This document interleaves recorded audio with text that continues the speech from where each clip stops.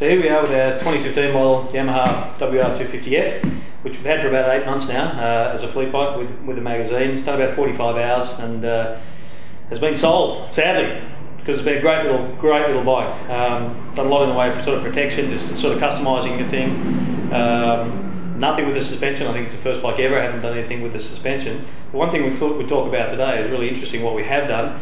The key thing for the bike is getting the thing breathing a whole lot better. So if you look at the way the standard, well, it's actually not the air filter, it's actually the base. It has a mesh in there. That's actually the restriction that comes on for ADR purposes. So what you actually do, what I spend a bit of time doing, is actually cutting out all of that mesh. I did it with a Dremel, quite a lengthy process, and that in order just allows the thing to flow a whole lot better.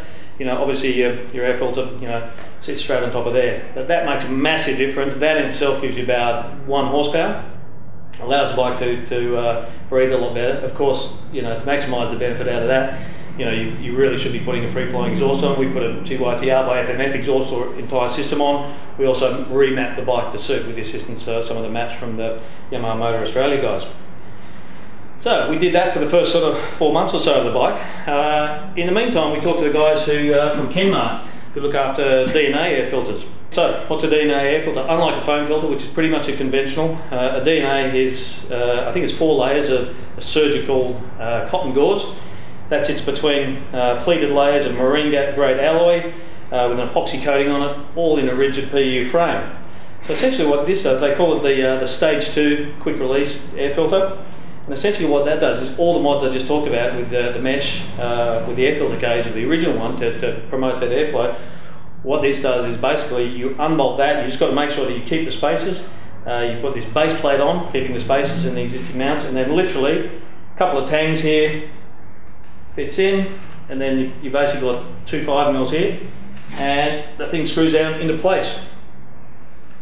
And it's as easy as that. So, what are the benefits of the DNA? It's very unconventional, and a lot of people kind of look at it and go, hey, it's not a foam filter, but our experience has been really only 100% positive. We've had the thing on heaps of dusty rides, a lot of wet rides.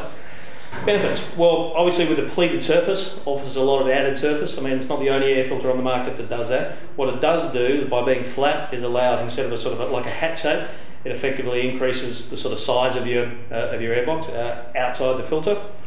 The other beauty of it is really, it comes with its own service kit, a cleaning kit and an oiling kit. Instead of having to massage the oil through it, you literally just sort of squirt it on, sit it down for 2 hours, and it absorbs through the surgical gauze by itself. That's something else we really like.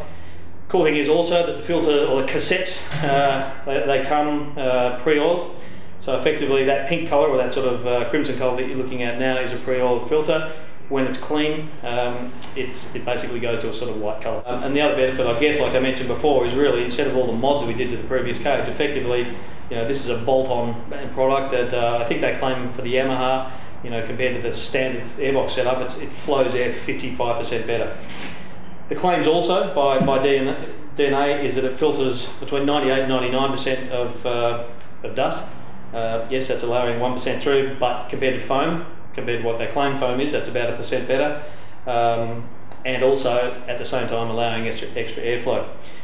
On the downside, the kit cost $169, which is more expensive than your average air foam filter.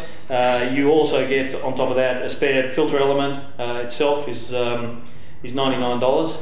That said, the thing is designed to last for a lot longer than foam, which after a certain amount of washes basically loses its integrity. And the DNA air filters come with a lifetime warranty, which is pretty cool. Service kit costs you $29 on top of that, which comes with both oil and a special cleaning fluid, both of which you've got to use with this filter.